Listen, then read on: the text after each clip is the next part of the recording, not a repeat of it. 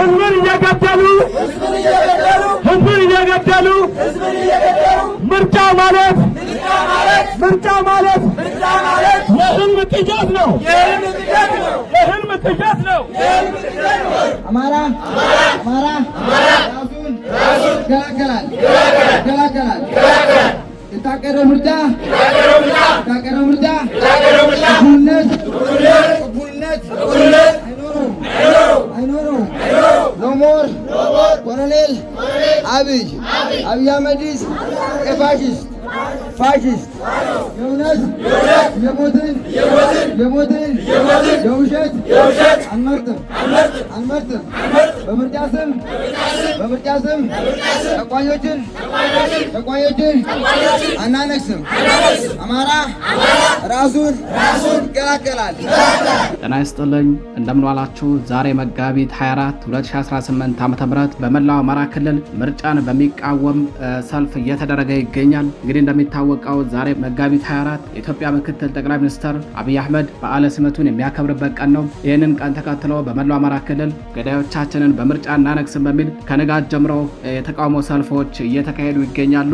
በሰልፉ ላይ ሰላም ሳይኖር ምርጫ ሊኖር አይችልም፣ ጦርነትና ምርጫ አብረው አይሄዱም፣ አገዛዙ በኃይል እንጂ በምርጫ አይወገድም፣ ምርጫችን ፋኖ ነው፣ የምርጫ ህግ በጦርነት ውስጥ አይሰራም፣ ለአገዛዙ የውሸት ምርጫ ጆሮ የለንም፣ ምርጫ ለማድረግ አስቻይ ሁኔታ የለም፣ ምርጫ ለአገዛዙ ጊዜ መግጃ ነው፣ በውሸት ምርጫ ቁማር ላይ የሚሳተፍ አማራ ቢኖር ታሪክ ይቅር አይለውም፣ በዘር አጥፊ ሁለንተናዊ ጦርነት የህልውና አደጋ ለተጋረጠበት ህዝብ ምረጥ ብሎ መጠየቅ በህዝብ ሰቆቃ መቀለድ ብሎም መናቅ ነው የሚሉ መፈክሮች ተነስተዋል። በተጨማሪም እንግዲህ ሰልፈኞቹ ከያዟቸው መፈክሮች መካከል ጦርነትና ምርጫ ብርሃንና ጨለማ ናቸው፣ ከብልጽግና ስርዓት ጋር የምንጋራው ሀገር በሌለበት ሁኔታ በምርጫ የምንሰጠው ህጋዊ ስልጣን አይኖርም፣ በዚህ ምርጫ መሳተፍ የኢትዮጵያን ህዝብ መካድ ከእውነት ጋር መጋጨት ነው፣ በድሮንና በመድፍ በየቀኑ ለሚሰቃይ ህዝብ ምርጫ ቅንጦት ነው፣ ጦርነትን እያባባሱ ምርጫ ማድረግ ዲሞክራሲያዊ ልምምድ ሳይሆን አምባገነናዊነትን ለመሸፈንና የህዝብን የሲቃ ድምፅ በማፈን ሀገር የማፍረስ ተልዕኮ አካል ነው። ይህ ምርጫ ሳይሆን በህዝብ ሰቆቃ ላይ የሚታወን ድራማ ነው። ተቃዋሚ ፓርቲዎች ስለ ሰብአዊነት ስትሉ ብቻ ከዚህ በህዝብ ላይ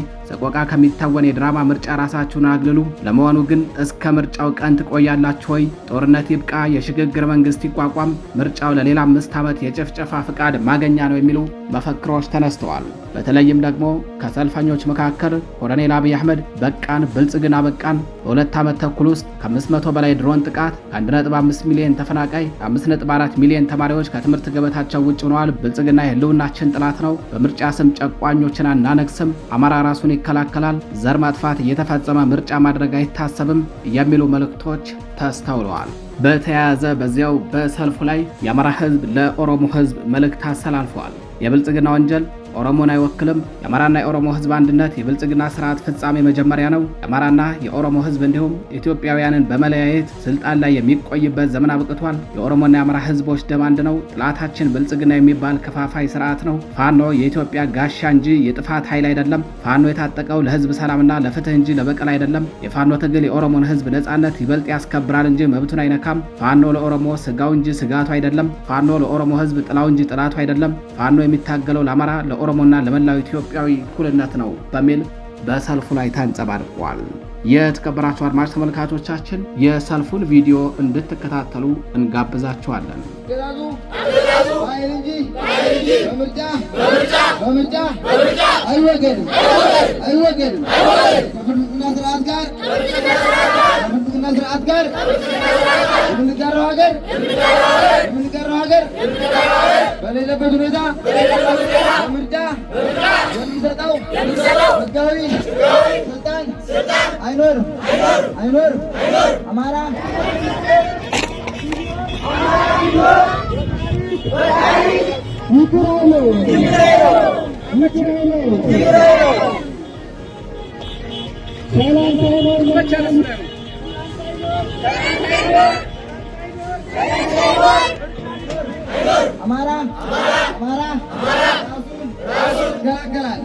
ይከላከላል። የታቀደው ምርጫ ቅቡልነት አይኖረውም። ህዝብን እየገደሉ ምርጫ ማለት የህልም ቅዠት ነው። የህልም ቅዠት ነው። የእውነት የሞትን የውሸት አንመርጥም። በምርጫ ስም ተቋዮችን አናነግስም። አማራ ራሱን ይከላከላል። በምርጫ ስም ተቋዮችን አናነግስም።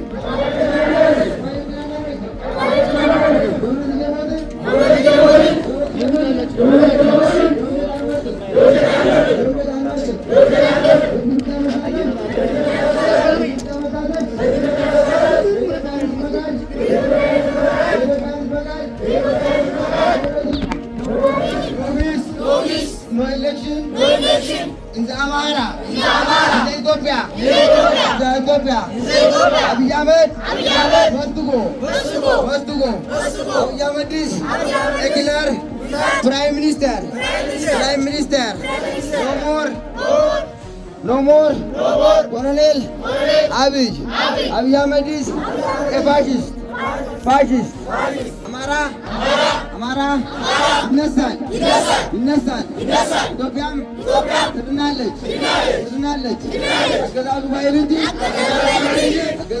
እንጂ በምርጫ አይወገድም። ከብልጽግና ስርዓት ጋር የሚቀረው ሀገር የሌለበት ሁኔታ በምርጫ ስም የምንሰጠው ህጋዊ ስልጣን መቼም አይኖርም። አማራ ራሱን ይከላከላል። የታቀደ ምርጫም እኩልነት አይኖረውም። እየሞትን የውሸት አንመርጥም። በምርጫ ስም ተቋዮችን አናነግስም። ጦርነት ይብቃ። የሽግግር መንግስት ይቋቋምልን። ጦርነት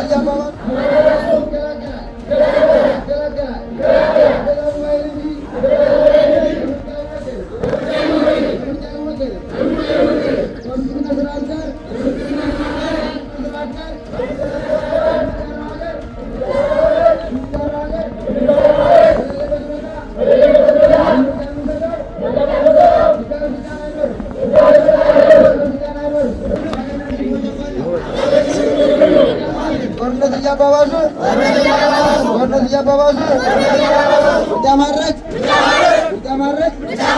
ዲሞክራሲያዊ ልምምድ ሳይሆን አምባገነንነትን መሸፈን ነው።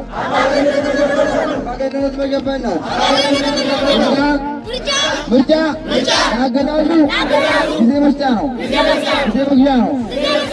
አማራ ይነሳል። ኢትዮጵያም ትድናለች። አገዛዙ ባይል እንጂ ምርጫ አይወገድም። ብልጽግና ስርዓት ጋር የምንቀረው ሀገር የሌለበት ሁኔታ በምርጫ የምንሰጠው ህጋዊ ስልጣን አይኖርም። ሰላም ሳይኖር ምርጫ ሊኖር መቼም አይችልም። አማራም ራሱን ይከላከላል። በምርጫም ስም ተቋዮችን አናነግስም። አማራ ይነሳል። ኢትዮጵያ ትድናለች። ጦርነት ይብቃ። የሽግግር መንግስት ይቋቋም። አማራ ራሱን ይከላከላል። በምርጫ ስም ተቋዮችን አናነግስም። ጦርነት ያባባሰ ምርጫ ማድረግ ዲሞክራሲያዊ ልምምድ ሳይሆን አምባገነናዊነት መሸፈን ነው። ሰላም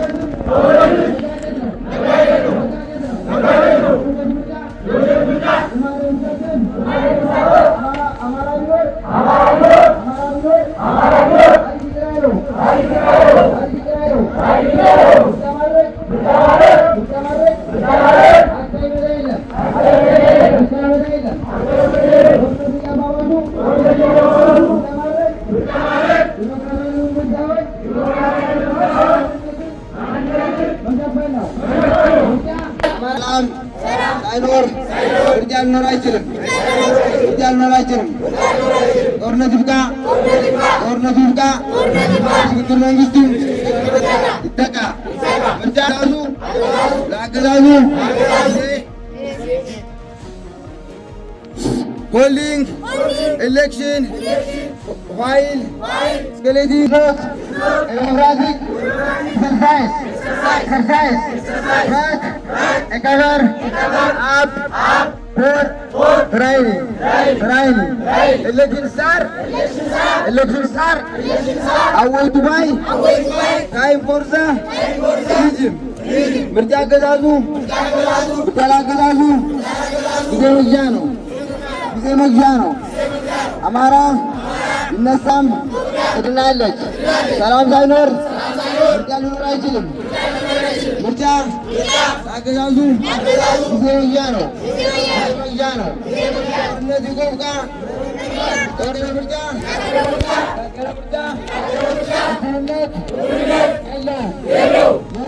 የለው ምርጫ ለማድረግ አስተዋይነት የለም። ምርጫ ስም ተቃዋሚዎችን አናነግስም። ጦርነት ይብቃ፣ የሽግግር መንግስት ይቋቋም። በምርጫ ስም ተቃዋሚዎችን አናነግስም። ሰላም ሳይኖር ምርጫ ሊኖር አይችልም። በዘር አልፊ ሁለንተናዊ ጦርነት የህልውና አደጋ የተጋረጠው ህዝብ